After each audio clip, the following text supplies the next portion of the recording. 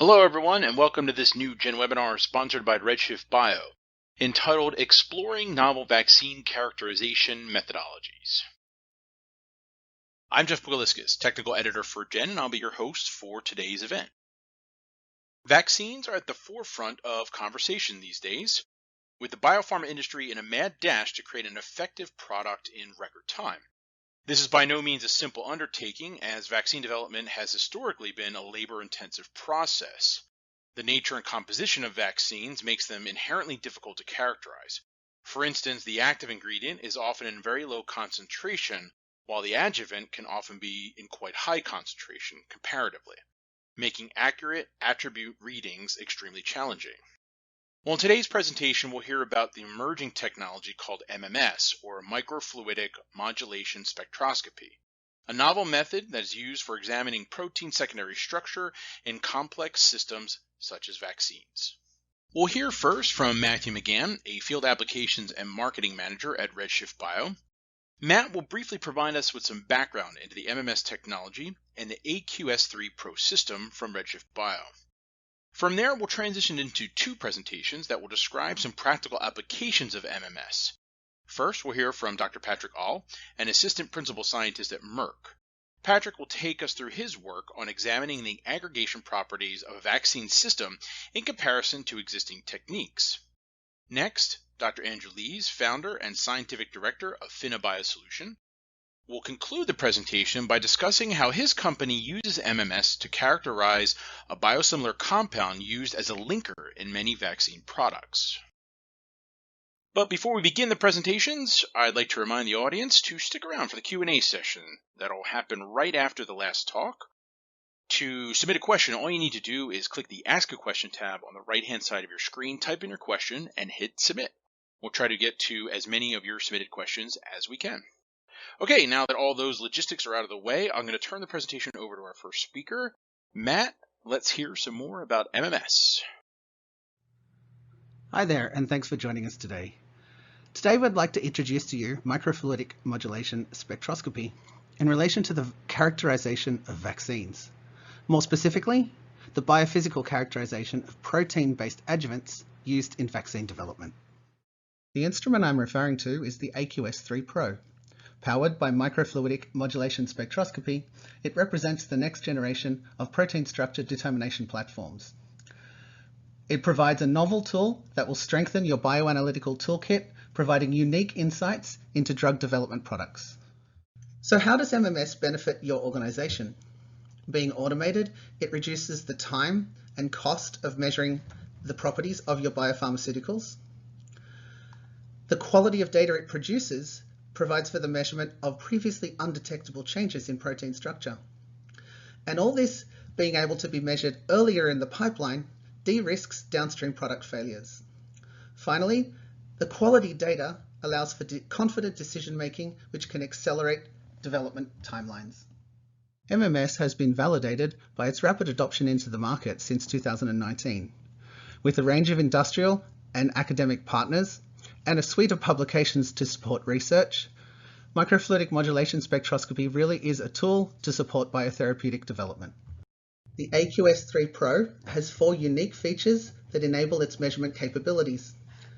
A high-powered quantum cascade laser provides the significant increase in sensitivity and the wide concentration range that the instrument can measure samples over.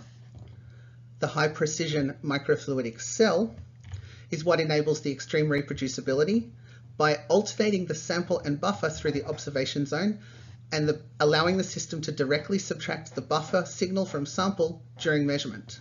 This is also what enables the measurement of samples in complex formulations. The software platform included with the system is a simple, intuitive platform that is very easy to use. It provides advanced analytical tools, and it is what enables this system to be used in a wide range of applications across the industry. Finally, the automation in the system is what reduces the hands-on time required to obtain these measurements and removes the human error associated with sample handling. So what does MMS actually measure? Well, it is an infrared system that measures the amide-1 band of a protein, which is in the wave number range of about 1580 to 1720. It measures about 32 data points across that region by alternating the buffer and sample in the measurement zone. This provides a differential absorbance measurement of the protein in this region. These data points are then interpolated to create the full spectrum. This spectrum is then converted into a second derivative, which allows us to look at fine detail changes from spectrum to spectrum. This spectra is then flipped and baselines, giving our area of overlap plot, where we start to look at comparisons and trends between spectra. This spectrum can then be deconvoluted using a normal Gaussian deconvolution, and the summation of this information is the percentage composition of secondary structural components such as alpha helix, beta sheet, antiparallel beta sheet. So in terms of vaccine formulations, what we know is it's the diversity of ingredients that make them difficult to characterize. Not only do they contain antigen and adjuvant, but they can also contain a wide range of excipients from preservatives, stabilizers, buffers, and antibiotics, and many more. The concentration of these ingredients can vary by orders of magnitude. The particle size of these materials can range from nano to micron. The additional components in this sample can also introduce both protein and non-protein based components, as well as organic and inorganic materials. So the number of tests and instrumentation required to perform these tests is quite diverse. MMS is a platform which can provide unique insights into many of these parameters required to fully understand the biophysical properties of the sample, from looking at interaction effects between antigen and adjuvant, or the effect of varying stabilizer concentrations or buffer pH. All of these measurements can be performed to understand its effect on secondary structure in a formulation. So what we have here is an example workflow that would provide the total characterization of a vaccine formulation. Starting with biophysical, looking at the properties of the antigen, we would typically measure things like pH, ionic strength, higher order structure, as well as the aggregation propensity of that protein. Moving on to the stabilizing ingredients, addition of ingredients such as amino acids and sugars can significantly improve the shelf life of a final product. When looking at adjuvants, it is the surface chemistry of these materials that often provide quite extreme conditions. Looking at and examining the interaction between antigen and adjuvant is an essential process of choosing the correct adjuvant for a formulation.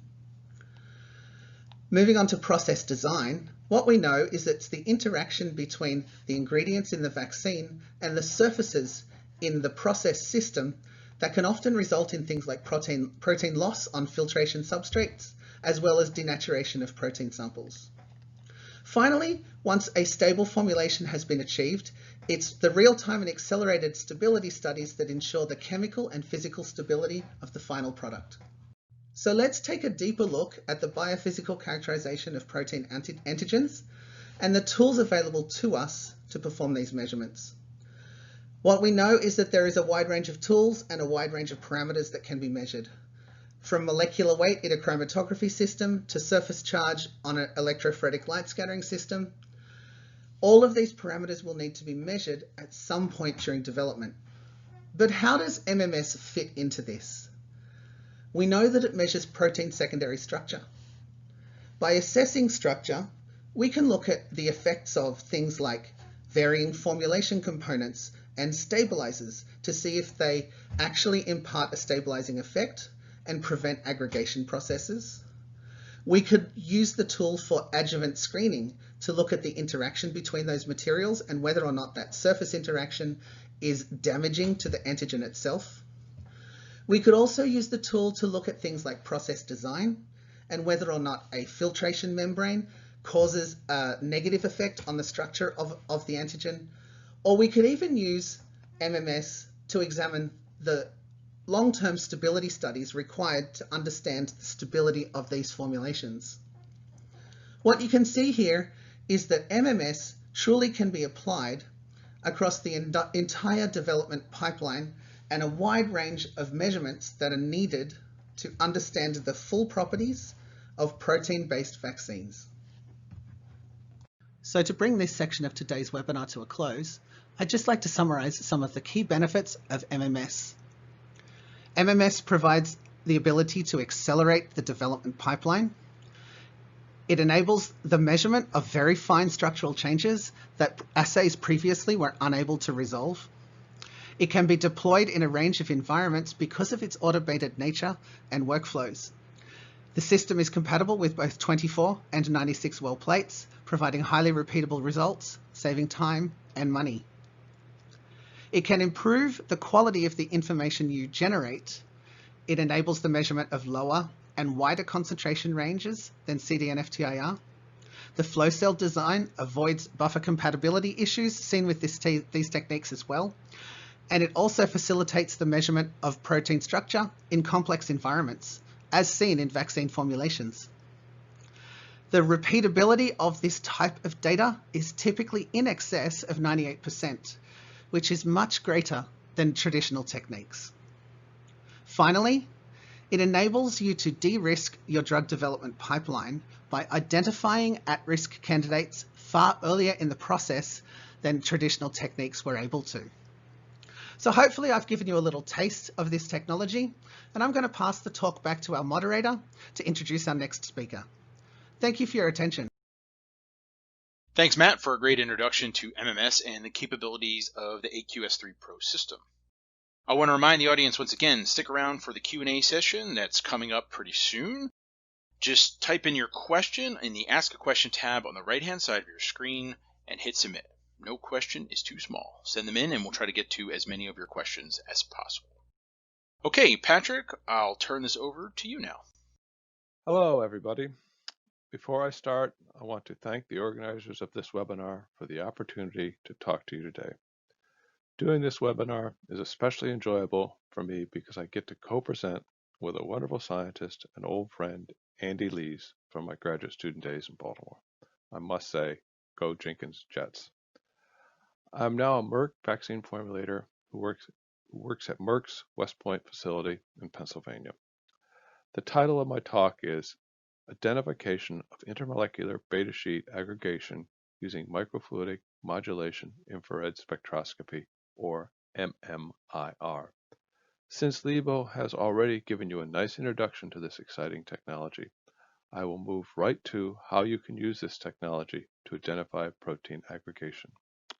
I now want to acknowledge and thank my co-authors of this presentation, Bill Smith, Jeff Blue, and in particular, Chris Farrell, who worked with me on this project in the lab.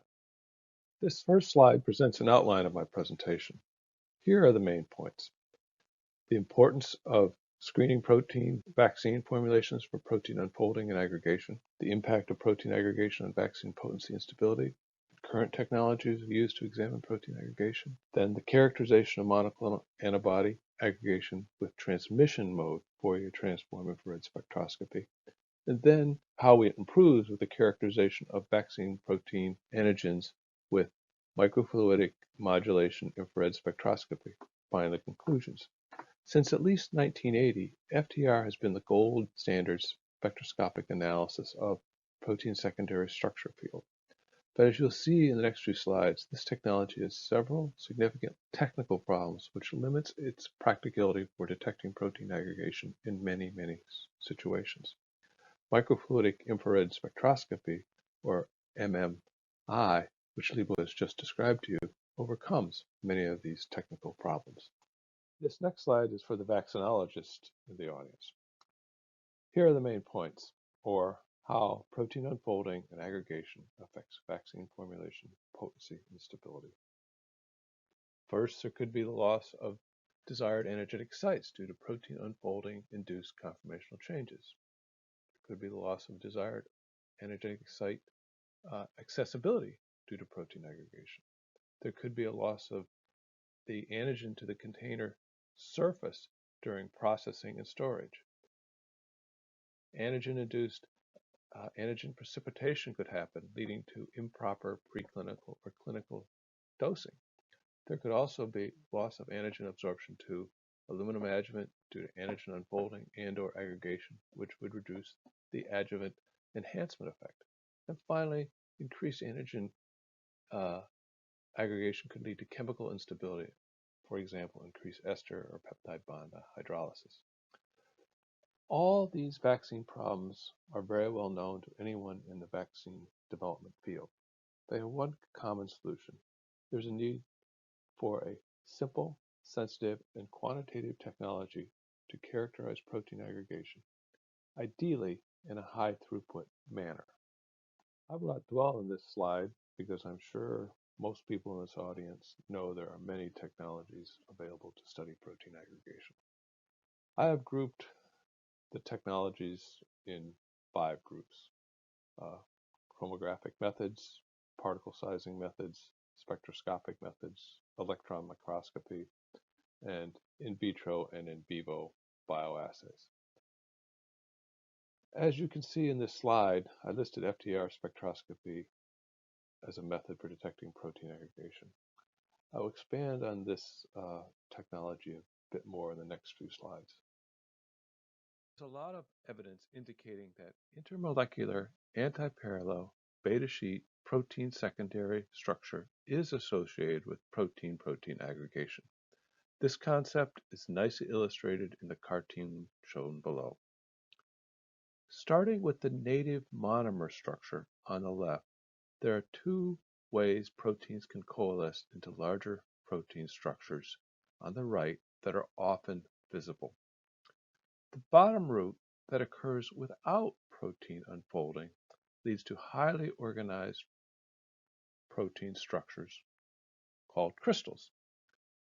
The top route, which involves partial protein secondary structure unfolding, this leads to partially unfolded protein clusters held together by interactions between unfolded protein regions.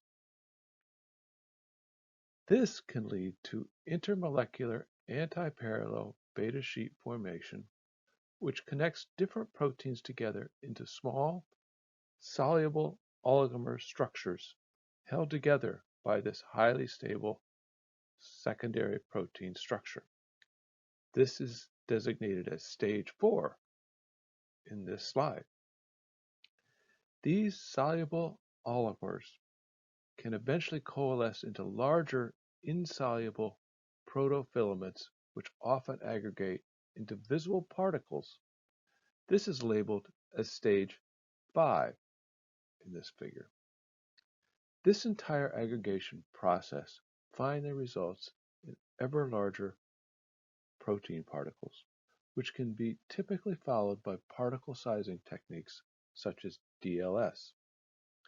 Vaccine formulators like me who want to stop or control this process need to detect this process as early as possible before visible particles are formed. IR spectroscopy offers the possibility of detection of these aggregates at stage 4 of the process, where antiparallel interprotein connections are made. This is shown in this insert. I will now show an example of antiparallel intermolecular protein aggregation that can be detected by conventional FTIR in the next couple slides. This is an example of temperature-induced monoclonal aggregation that we studied in our lab. The monoclonal antibody in this case was an anti-TSLP IgG, but the exact nature of this antibody does not matter for this example.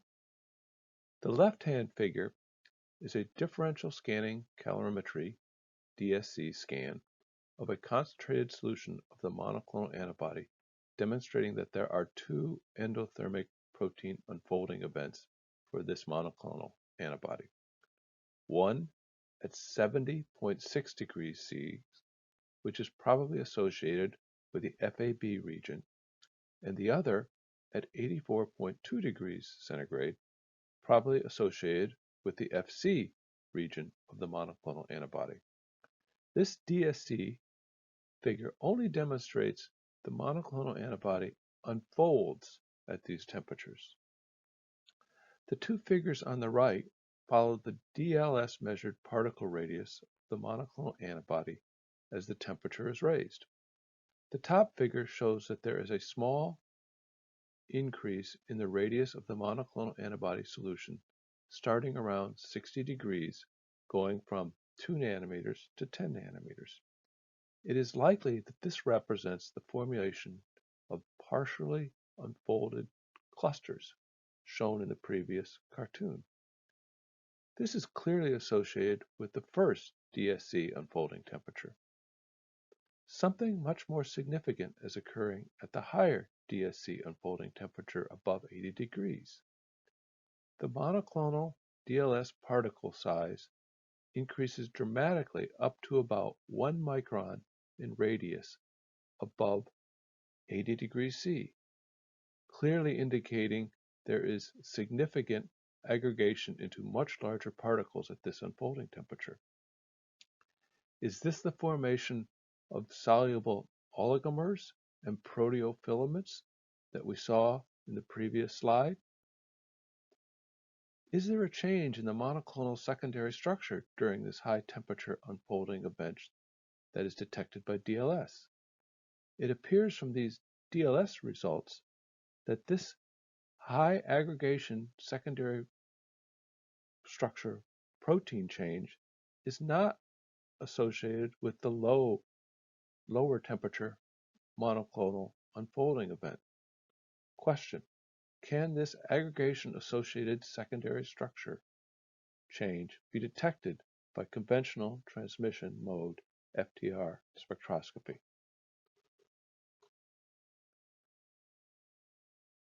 This slide shows the answer to my last question. The answer is a very definitive yes. These figures are conventional transmission mode FTR spectrum of the monoclonal antibody introduced in the previous slide. There is a very distinct amide-1 IR peak change associated with the high temperature unfolding and aggregation temperature of this monoclonal antibody, but not with the lower DSC unfolding temperature. However, frankly, it is technically very difficult to measure this transmission mode FTR signal because of the IR absorbance of water in the amide-1 region. This requires a very high concentration of protein must be used for conventional transmission mode FTIR. In this case, the protein concentration was 40 milligrams per ml. The concentration of protein antigens in a vaccine is always much lower, usually in the microgram per ml range. Please examine the 3 transmission mode FTR spectrum of the anti-TSLP monoclonal at the 3 different temperatures shown in the left-hand figure. The spectra show the amide-1 and amide-2 regions of the spectrum. We will only focus on the amide-1 region. Notice that the 25 degrees C blue color and the 72 degrees C green color amide-1 spectrum are very similar, but that the 85 degrees C amide-1 spectra, red color, is very different and has broadened considerably.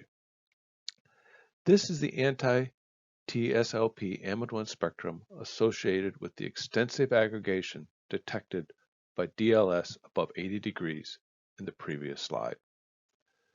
The right-hand figures show the second derivative times -1 of the 3 temperature transmission mode FTR spectrum shown on the left. Note that the temperatures are indicated by the same colors. Taking the second derivative of an IR absorption spectrum is a standard and commonly used procedure to resolve the absorption peaks of individual absorption bands within any broad IR absorption band. This figure indicates a single amide-1 peak at 1639 for the monoclonal at both 25 and 72 degrees C, consistent with the high level of parallel beta sheet in IgGs. However, at the aggregation temperature above 85 C, a new amide-1 peak at 1625 wave numbers is formed, which has been associated with anti-parallel beta sheet aggregation by several protein IR researchers.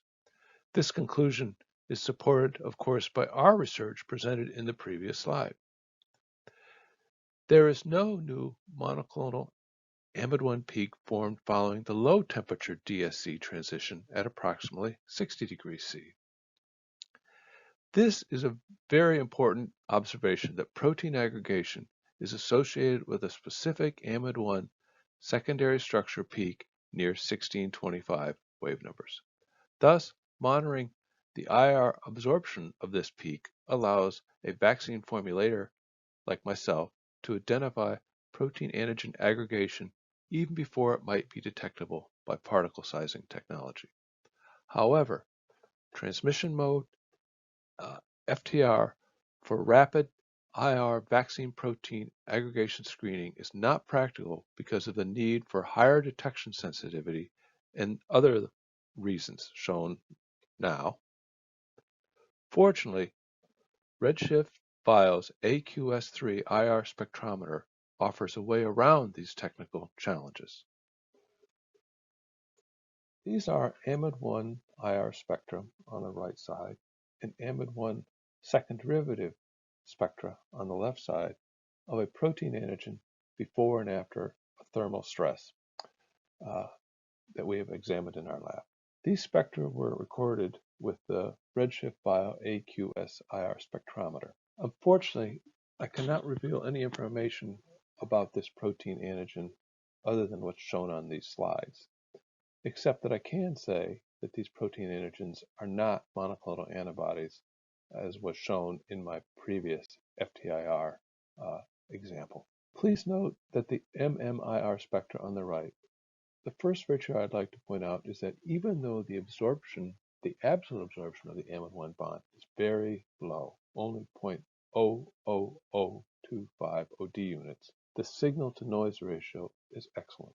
This demonstrates that this instrument's sensitivity is outstanding and that the buffer subtraction was excellent. The green traces are an N=2 amide-1 spectrum of 6 mg per ml protein antigen before and after 30 minutes at 60 degrees C. Just 6 milligrams per ml of protein was used. That is why the absorption level is so low. Compare this to what you would expect as an absorption signal for 30 to 50 milligrams per ml you would need to have to get a good transmission mode FTR spectrum of protein in a buffer. The dark green line is the absorption spectra before stress, and the light green line is the absorption spectra after thermal stress. Notice that just as in the monoclonal example in the previous slide, heat stress significantly broadens the amide-1 peak out into the 1620 wave number region. Also now, notice the red and orange N=2 amide-1 spectrum with a protein antigen pre and post heat stress in this figure. This time, the protein antigen concentration is only 3 milligrams per ml. Again, the heat stress broadens the amide-1 peak out in the 1620 wave number region. The thermal stress-induced broadening of the amide-1 absorption band of this protein antigen is better resolved in the -1 times second derivative spectra for both the 6 mg per ml and the 3 mg per ml protein antigen spectra shown in the right-hand figure. Notice that both of the heat stress samples, i.e. the light green and the orange traces, have significant peaks at 1620 wave numbers, while the control non-stress samples do not. As previously discussed, an amide-1 absorption peak in the 1620 to 1625 wave number region has been previously associated with anti-parallel beta sheet mediated protein aggregation. So, besides the high quality of these low concentration protein antigen samples, please note the following differences between the previous FTR measurements that I presented. All the buffer subtractions, all the data analysis was done automatically. Once 24 samples are put in a 24 well plate, the measurements were done automatically by the instrument with no manual input. So, we have just identified anti-parallel beta sheet mediated protein aggregation with the RedShiftBio AQS3 spectrometer in the last slide. This slide shows how the RedShiftBio S3 software can be used to quantitatively compare the second derivative spectrum of aggregated and non-aggregated protein antigen formulations, even when they are at a different concentration. This is done using the RedShiftBio AQS3 similarity or area of overlap software. This software allows the user to assign a baseline to a designated region of an amide-1 second derivative spectrum for a collection of protein sample spectrum. Once the baseline is established, the software can calculate the normalized area under the spectrum curves for each sample spectrum. The sample spectrum areas are normalized by the protein concentrations of each sample protein. In this way, the spectrum of identical protein conformation conditions would have an area of overlap of 100% even if the protein concentrations of the samples are different. The area of overlap of samples with different secondary structure, with different second derivative spectrum, would be significantly less than 100% overlap, even at the same concentration. This second derivative comparison principle is illustrated in the slide. In this case, a specific amide-1 second derivative spectrum of non-stressed protein at 10 milligrams per ml is defined as the 100% or standard sample. This sample, along with the normalized 3 and 6 milligram per ml second derivative spectrum of the protein antigen spectrum, are compared in the figure as I just described. You should note that these are the same spectrum that were used in the previous slide.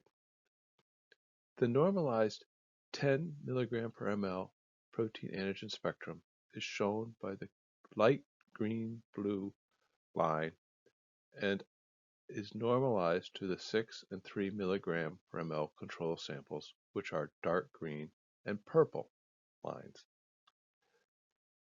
Since the only significant difference between these samples is the concentration of protein in the curves, the second derivative spectrum follow each other fairly closely, even though they have different concentrations. The area of overlap between the three spectrum is quantitatively shown in the similarity table on the right. It is clear that the 6 and 3 milligram per ml control antigen protein spectrum are all essentially the same as the 10 milligram per ml spectrum.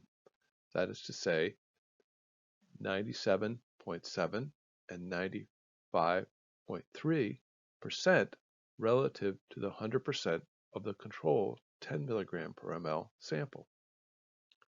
In contrast, the normalized second derivative spectrum of the 3 and 6 milligram per ml thermally stressed protein antigens, which were recorded before and shown in the previous slide, are very different than the standard 10 milligram per ml control sample.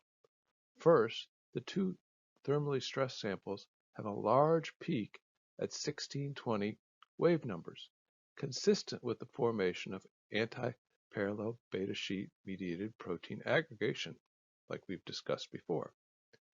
This feature was identified previously by comparing the second derivative spectrum. However, the RedShiftBio AQS3 similarity or area of overlap software makes this feature significantly more predominant and easy to identify. In addition, the area of overlap calculations shown in the similarity table clearly demonstrates the difference between the 10 milligram per ml control sample and the heat stress samples, i.e. 100% versus 74.0 and 73.6%.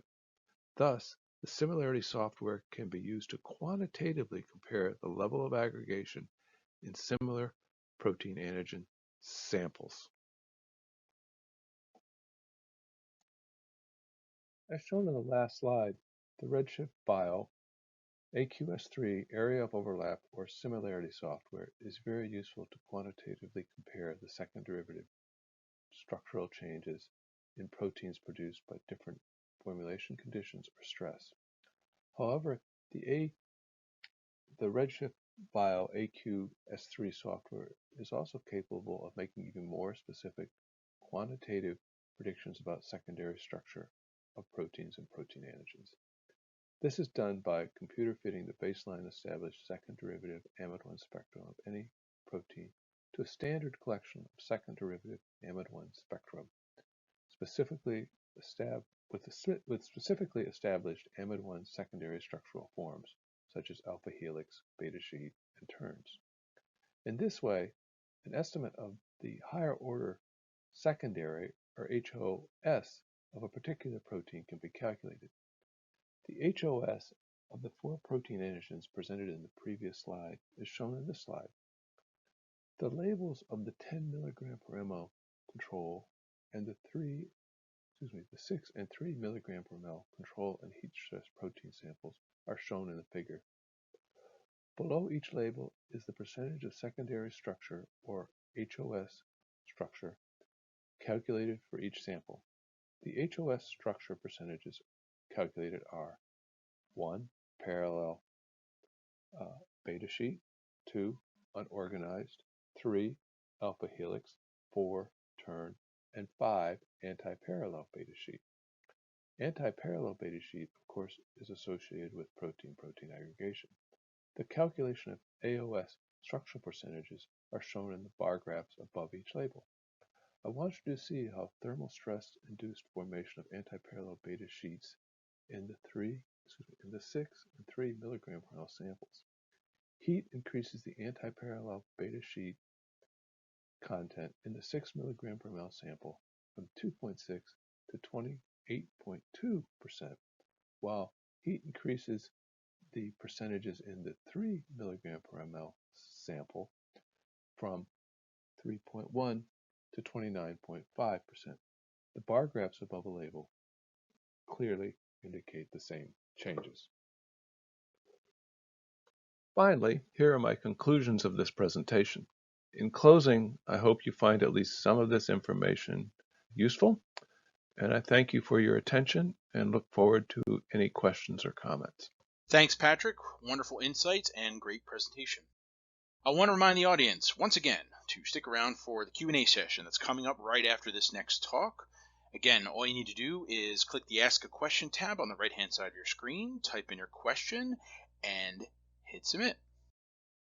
All right, let's hear our final presentation, which I know many of you have been looking forward to. Andrew, the audience is all yours. Hello, I'm Andrew Lees, founder and scientific director of Fina Biosolutions, a research and development company located in Rockville, Maryland. In today's talk, I will discuss how we use microfluidic modulation spectroscopy, which I'll refer to as MMS, to characterize our vaccine protein, CRM197, which is used in conjugate vaccines. First, I'll tell you a little bit about our company and describe our specialty area of conjugate vaccines. Then I'll discuss how we used RedShiftBio's MMS instrument to help us formulate our version of CRM197, which we market as EcoCrim. First, a little bit about Fina Biosolutions. I founded the company in 2006 based on my expertise in conjugate vaccines, specifically in the chemistry of conjugation. We're a provider of laboratory services and technology in the field of conjugate vaccines, and our mission is to utilize our expertise to promote the development of these vaccines. Nearly 30 years ago, early in my career, I was fortunate enough to stumble onto one of the easiest and most efficient chemistries for making conjugate vaccines, which was quickly licensed to GlaxoSmithKline. In starting Fina Bio, I wanted to make the technology more widely available with an emphasis on making these vaccines more affordable for low-income countries.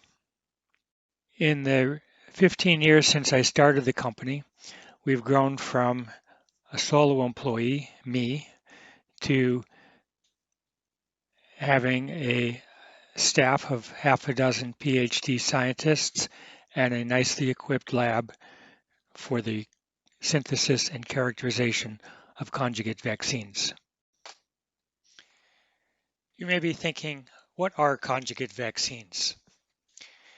This is a cartoon of a Streptococcus pneumonia bacteria. This fuzzy coating on the outside of the bacteria is a sugar polymer or capsular polysaccharide. For strep pneumonia, there are over 100 different serotypes, each having a unique polysaccharide. An example of the structure of serotype 14 polysaccharide is shown on the right. Antibodies to polysaccharides like this one protect against the respective serotype. However, by themselves, these polysaccharides, which are called T-cell independent antigens, are poorly immunogenic, especially poorly immunogenic in infants who would be most at risk of the disease. Covalently linking a protein, known as the carrier protein, to the polysaccharide forms a conjugate. This converts the polysaccharide into a T-cell dependent antigen. As an immunogen, the conjugate acts more like a protein antigen and will now show class switching, memory, affinity maturation, and most importantly, is now immunogenic and induces protective antibodies in infants. Conjugates can be very effective vaccines. This figure shows the incidence of Haemophilus influenza type B, or Hib, after the introduction of the Hib conjugate vaccine in the early 90s. The disease essentially disappeared. So while Hib used to be one of the most common reasons for childhood ER visits, it is now rare.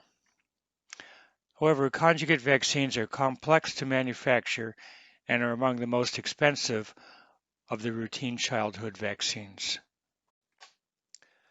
Another class of conjugates involves small molecules, or haptens, that are poorly immunogenic by themselves. These may be, for example, a chemical, a peptide, or an oligosaccharide. Linking the small molecule to the carrier protein provides needed T and B cell epitopes, thereby creating an effective immunogen. Only a few carrier proteins are used in licensed conjugate vaccines.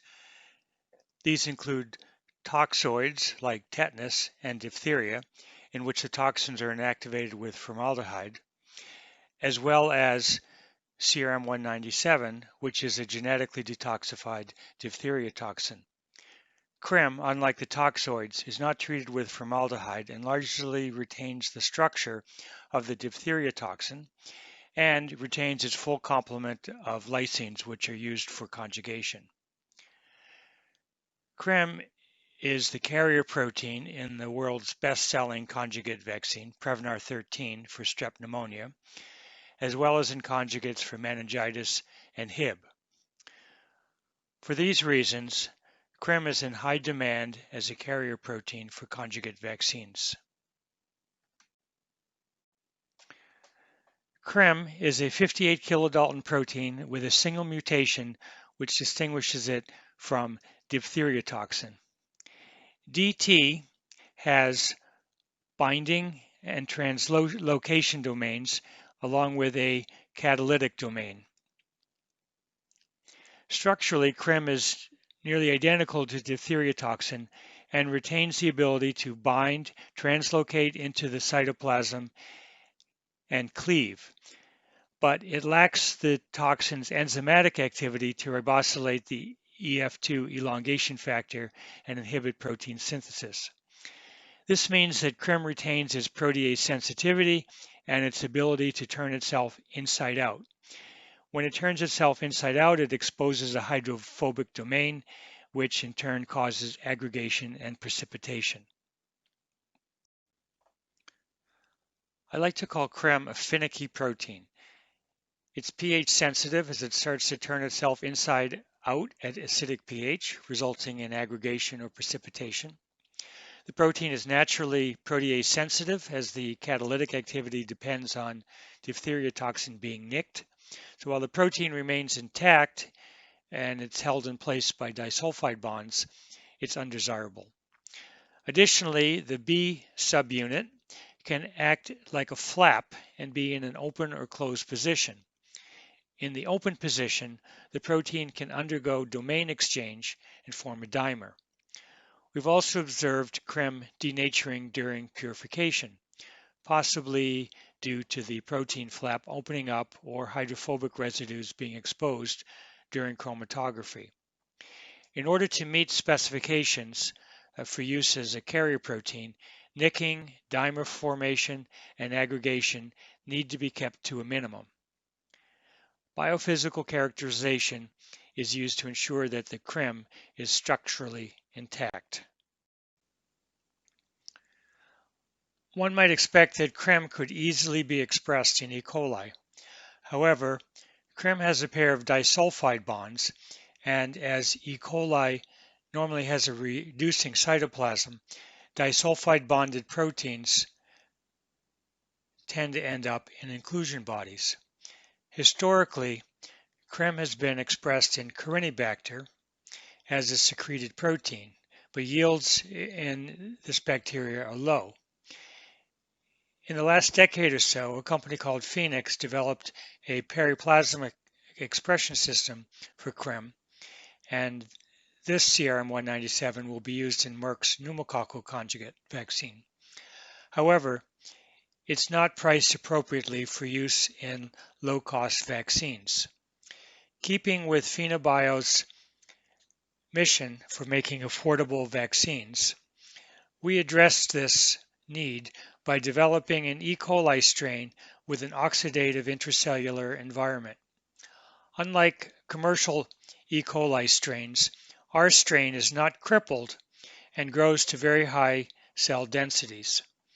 Our CM197, which we call EcoCreme for E. coli creme, is expressed as an intracellular, properly folded, soluble protein, and we purify it at 2 grams per liter. This allows us to price it appropriately. We developed a simple purification process involving just 2 ion exchange chromatography steps. This resulted in a highly purified protein as seen in the size exclusion chromatogram and the SDS page. The SDS page laying on the right is done under reducing conditions. EcoCreme remained intact, indicating that it is not nicked.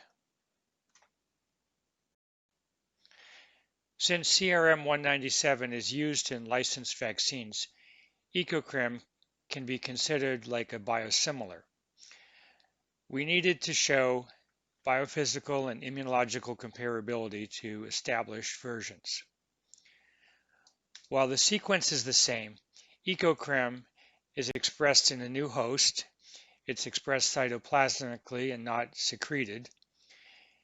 There are risks that it might be misfolded, and we also needed to consider that we used a new purification process.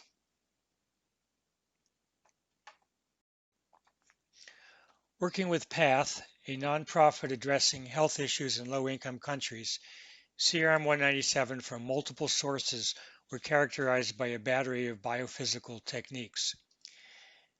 These figures show the higher order structure analysis for native creme, creme from Phoenix, and our EcoCreme.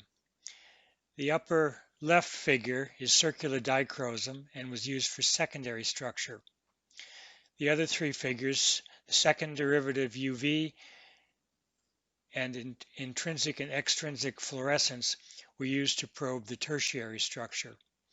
For each technique, the curves for all 3 proteins overlaid very nicely, indicating similarity for higher order structure. In fact, it turned out that the outlier out of the 5 proteins, only 3 are shown here, was actually the native CRIM. This was probably because it was low quality research material. This data, along with other data presented in the paper, gave us confidence that EcoCrim was properly folded. More recently, we used an additional technique, infrared spectroscopy, to probe the conformation of EcoCrim. IR spectroscopy monitors the amide-1 band covering 1600 to 1700 inverse centimeters. And this region is very sensitive to the environment of the amide bond backbone and hydrogen bonding pattern. We use RedShiftBio's microfluidic modulation spectroscopy instrument, the AQS³ Pro. In this technique, the protein sample is rapidly modulated across the laser with a matching buffer to produce differential IR scans of the amide-1 band. RedShiftBio's software, the other key part of the instrument, then processes the scan to determine the secondary structure. This figure shows the differential scans produced by MMS. Not so obvious, but each of the curves are replicates of the same sample, showing excellent repeatability and accuracy of the measurement. The different intensities of the peaks are due to the samples being at different concentrations. The software then processes the data to produce the absolute spectra. Now you can see that all of the curves overlay. This data is then further processed to yield the second derivative spectra. This data is then used to determine the higher order structure of the protein. And by comparing a particular sample against a reference sample, the software can calculate how similar the two proteins are.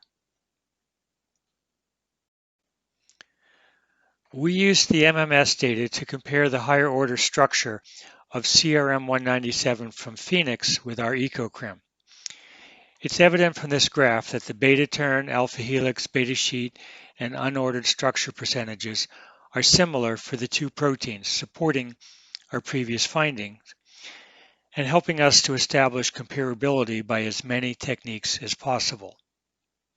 These higher order structure percentages were not determined in our earlier publication, but they do match those seen in the crystal structure of diphtheria toxin. Having established that we could use MMS to monitor CRIM higher order structure, we incorporated the technique into our formulation development. We performed a 12-week stability study at 4 and 20 degrees with an old and new buffer formulation, and a freshly thawed sample was used as the reference. As shown in these second derivative scans of samples over the 12-week period, the higher order structure was distinctly different for the two buffers. The AQS software was used to convert this second derivative data into percent similarity to the reference standard. In order to emphasize the changes, I plotted the results as percent differences rather than percent similarity. The gold and orange bars are samples in our original formulation, and the light and dark blue bars are our new formulation.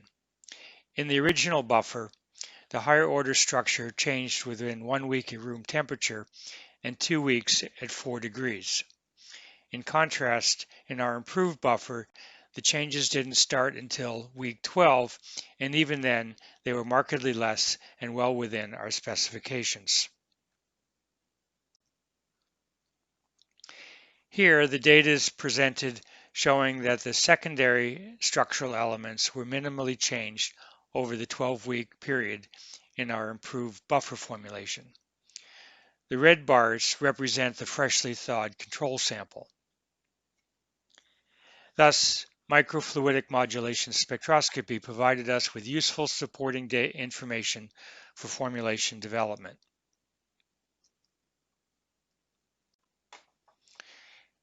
The MMS data nicely complemented the data we collected in our lab, such as STS page. This figure shows the results at 12 weeks.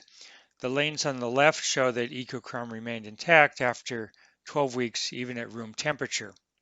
Under reducing conditions, shown on the right, you can see some faint lower molecular weight bands indicating that a small amount of nicking occurred, but this was still within our specifications. The table shows the size exclusion chromatography results and indicate that there was little to no dimer or aggregation occurring at either temperature. In the end, this buffer was the one that we selected for formulation of our GMP product. For our next steps, we will use MMS to develop stability data for our formulated GMP product. A great advantage of MMS is that it can be used with the undiluted, highly concentrated product in its original formulation, as the excipients don't interfere with the IR signal due to the use of the reference sample. We also plan to use MMS in the development of our lyophilized product to ensure that it is properly resolubilized. In addition, we'll use microfluidic modulation spectroscopy in the development of some of our next generation products, including pre-derivatized, ready-to-conjugate proteins, to ensure that they are structurally intact after modification. In conclusion, we've used RedShiftBio's AQS Pro instrument to demonstrate comparability of ecochrome with CRM197 from other sources. We used it to support formulation buffer development, and we will be using it to support the development of lyophilized and new products. Finally, I'd like to thank you for your attention, and I would like to thank Dr. Minru Chang of Fina Bio for sample preparation and Dr. Libo Wang of Redshift for the MMS data analysis. Again, thank you for your time, and I look forward to your questions. Thanks, Andrew. Great presentation to end our webinar. All right, the Q&A is coming up in just a moment, so time to send in those last questions that you might have. Just click the Ask a Question tab on the right-hand side of your screen, type in your question, and hit Submit. Okay, since we have a bunch of really great questions, let's get into them right away. Bear with us for just a moment as we transition into the Q&A. All right, everyone. Thanks for joining us for the Q&A. We have a couple really great questions that have come in, so let's get right to it. Matt, the first question is going to be for you. An audience member would like to know, can MMS be used for other biotherapeutic workflows, or is it limited to vaccine development? Thanks, Jeff. That's actually a really great question. Some of the application examples that we have confirmed in the system, and this is through our applications laboratory, we've done experiments in the area of formulation design and development, looking at protein stability. We've looked at examples such as degradation analysis, where you've used thermal and heat stress to look at proteins in their formulation conditions. We've done biosimilarity type studies. We've looked at things like nanoparticles and used the instrument in applications like quality control and quality assessment. So when it comes to the applications for MMS, no, there is really a broad range of applications available to the system. The system does look at the amide-1 band of a protein, so it is really fit for purpose for looking at secondary structure of any protein type sample. And the fact that it is compatible with highly complex samples like vaccines that we have used in our examples today means that it really can fit into a multitude of areas across protein design, development, and biopharmaceutical applications. All right, great. Thank you very much, Matt. Patrick, the next question is for you. One of our audience members would like to know, can you be more specific on the buffer subtraction problem with conventional FTIR spectroscopy using CAF2 plates? Thank you, Jeff. That's a really great question. And yeah, typically for transmission mode FTIR, you're taking the difference between the absorption difference between two samples, as I said, sandwiched between two calcium fluoride plates. the first thing is you must keep the optical path length between the two samples exactly the same if you want to get a good subtraction. And the differences can be like literally a micron would be too much, and this is quite difficult to do. In addition, the width of the water absorption band is quite wide in the amide-1 region, and it's also temperature dependent. So you have to make sure that the sample and the buffer solutions that you're trying to subtract have really pretty much exactly the same temperature within a degree or so. That usually requires a good temperature control system as needed. If either of these two variables, either the path length or the temperature dependence of the water or the buffer versus the sample are different, your subtraction will not be accurate. All right, thank you, Patrick. Andrew, question for you. Vaccines are often at low concentrations. Are there any issues in getting scans at less than 1 mg per mil? Yeah, thanks for that. That is an issue, and Pat, just to really address it, you really need to be very careful about matching the buffer. And this was something that we worked with RedShift on to make sure that we had our samples stylized into exactly matching buffers, or that when we did the formulation, we saved some of the exact buffer for matching. Thank you. Great. Matt, I think back to you. Yep, sorry. Whoops, I just got rid of the question there. Sorry about that. There we go. Do you have to prepare buffer blank for the MMS, or would it be able to do that automatically from any sample?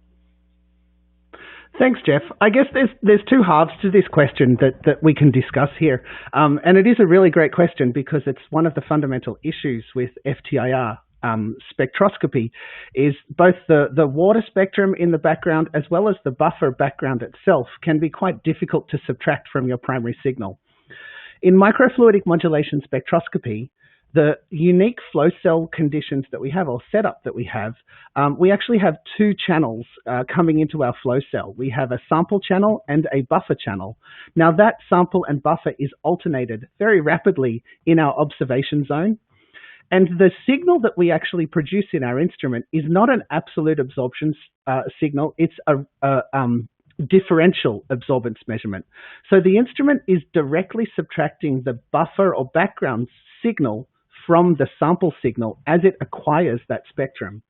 So in terms of the buffer itself, you do have to have a perfectly matched buffer. And when I say that, it means its composition has to be the same buffer, the same salts, the same excipients, and so forth. So the only difference between your sample and buffer that the instrument sees is the protein itself that is contained in that sample. And as long as you have that nice match between your sample and your buffer, the instrument can directly subtract that signal as it acquires the spectrum.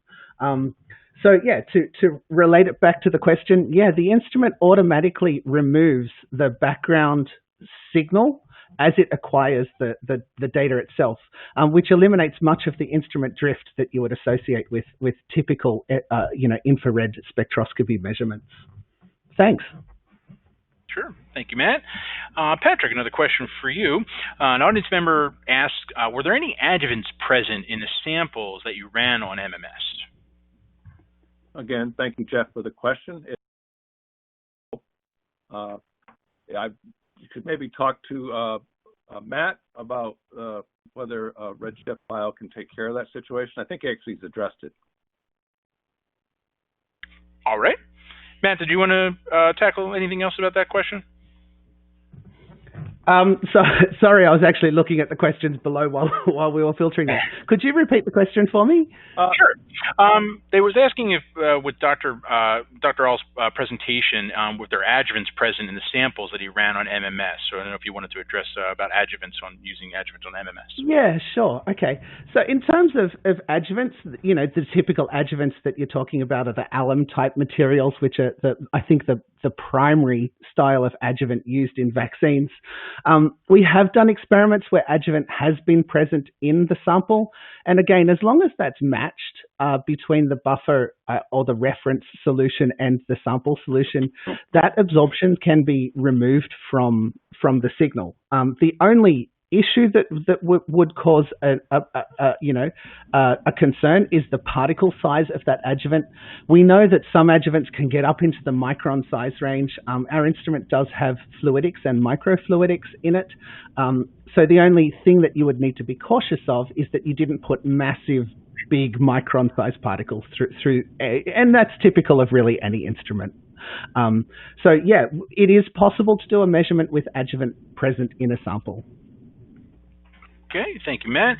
Patrick, I think this next question is definitely for you. An audience member asked, what is the heat stress condition? For the experiment I was describing with the antigen, the protein antigen systems, they were heated at 65 degrees for 20 minutes. Of course, the heat stress condition will depend on what protein antigen you're looking at. Different ones will have different thermal stress conditions, but those are the ones, that was the heat stress conditions for the experiments that were done there. And of course, the heat stress was done before the measurements are made, and the sample differences were measured at room temperature. Okay, thank you very much, Matt. Back to you. How was secondary structure calculated with IR? Using a database like Chemetrix or by fitting second derivative spectra?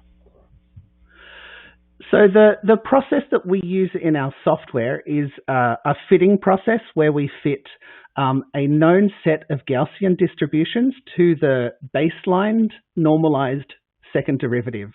So we take the second derivative, flip it, and baseline that using typical baselining methods. We then do a normal Gaussian deconvolution process is the mathematical way I would describe it.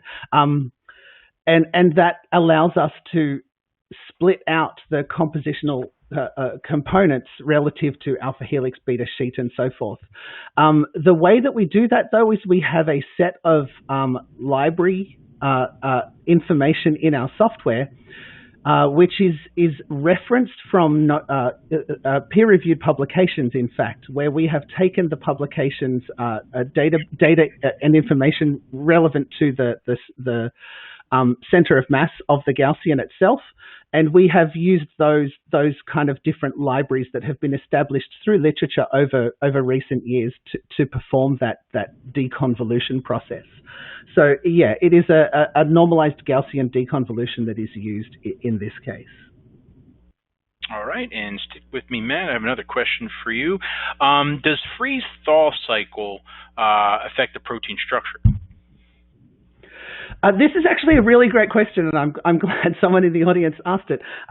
So we actually have a presentation coming up next week that directly addresses this, and it's in conjunction with the University of Delaware and Chris Roberts' lab, where they have studied the process of cooling proteins down through their freeze-thaw cycles and back to room temperature. And they have addressed this exact question, in fact. Does a freeze-thaw cycle induce any protein conformational change? And the answer is yes. A small amount of change can be observed using MMS as you push samples through their kind of surface, their ice liquid interface, so that temperature just a little bit below zero, where the sample kind of has a mishmash of both ice crystals and aqueous water. So yeah, if you'd like to get more details about this, please join us at our upcoming webinar, and details can be found on the RedShiftBio webpage if you'd like to register for that too. All right, thank you, Matt. Our next question may be for Andrew, but you guys can tell me who it's for. What are the optimization parameters for conjugate vaccines? Let me first address the previous question. We also did a freeze-thaw study as part of our formulation development, and we used the MMS spectroscopy to follow the stability. So the answer is a definite yes in terms of follow for that purpose. In terms of how to make a conjugate vaccine, I think that would be too much for this. I have another webinar specifically on our CRIM and use in conjugate vaccines, and you can find it on the Fina Bio website. So, and I'd be happy to discuss it further with you. Thanks. All right, thank you. Thank you, Andrew. Matt, I think this one's for you, and sort of plays off the question that we just asked about freeze-thaw. An audience would like to know, does lyophilization change protein structure? Yeah, this definitely plays off the last question that came in terms of freeze-thaw, because we know lyophilization processes generally require a freezing step before the lyophilization occurs. The answer is yeah, absolutely. Lyophilization processes as well as the rehydration process can absolutely influence the secondary structure. We know that as you go from the crystalline phase into the aqueous phase, that you can have concentration gradients at the surfaces between these, the solid and the liquid phases. These concentration gradients can influence the rehydration process. You can also generate nanobubbles during the rehydration process, which nanobubbles can influence the secondary structure of materials. We also know that nanobubbles can become stable, and in fact, you can. Nanobubbles are used as contrast agents in medical applications. So those nanobubbles create an air-liquid interface, and if you look at some of the research that is done by John Carpenter and his associates, there's definitely evidence to say that air-liquid interfaces and solid-liquid interfaces all influence protein aggregation rates, protein denaturation, and protein stability. So the answer to this question is a very definite yes. There is going to be some form of secondary, tertiary, or quaternary structural change, whether that's a deliberate oligomerization process or just random aggregation processes. As was shown in the second talk today, the aggregation processes and flow paths can vary depending on how the protein handles that process of rehydration or freezing. All right, Matt, and I think we have time for one last question, quick answer. Is MMS applicable to adsorbed proteins, i.e. adsorbed to something like aluminum hydroxide or aluminum phosphate? So I guess I can pick this one up, or if any of the other speakers have a comment in regards to the interaction of proteins with the adjuvants in the sample. We know that adjuvants have surface chemistries that can be highly charged. There's a whole lot of hydroxyls that can be possible on the surface of some of the adjuvant materials. So there's a very good chance that when it comes to surface chemistry, proteins will interact with that surface. Even with the surface of glass vials, there's a difference in the way that surface chemistry presents itself to proteins. And again, with work that has been done by researchers like John Carpenter over the years, there's strong evidence to say that surface and interface interactions result in proteins doing things that are not wanted, and some of those things can be secondary structural changes. Some of them can influence the distribution of charge across the surface of the protein, resulting in dipole-dipole type interactions. So there is a definite chance that if you have alum type adjuvants present in a sample, that the proteins will adsorb to the surface of that material, and once adsorption has occurred, there is a strong chance that because of the nature of the charge on the surface, it will cause the protein to denature or unfold or undergo some kind of structural change. In the MMS system, because it is possible to measure the protein spectrum with adjuvant present in the sample, it is definitely possible to observe those small structural changes. And the real power of MMS is in its ability to show very small changes. You know, some of the data that you've seen today, I think, highlights the reproducibility and repeatability of the data that can be produced. You know, we typically have a reproducibility of greater than 98% from spectrum to spectrum on any given sample. So with that, power, comes the ability to see very, very small structural changes. In fact, I have a great example of an application where a customer gave me a protein with a single amino acid substitution, and I could show that there was between a 3 and 5% structural change from sample to sample in that, which I think is really quite extraordinary considering it was just a single amino acid substitution. So yes, I think the answer is that MMS can definitely assist in looking at those interface interactions. Okay, thank you, Matt. And with that, we've come to the end of our webinar. I'd like to remind everyone that the webinar will be archived on the GEN website for up to a year at www.genengnews.com. So if you missed any parts of it, you can watch it again, or feel free to forward the link to any of your friends and colleagues. I'd like to thank Matt, Patrick, and Andrew again for their very informative presentations. And I'd like to thank you, the audience, for your attention and very thoughtful questions. And a very special thanks to RedShiftBio for sponsoring this webinar. So hopefully we'll see you again in another Gen webinar in the near future. Everyone stay safe and healthy, and goodbye for now.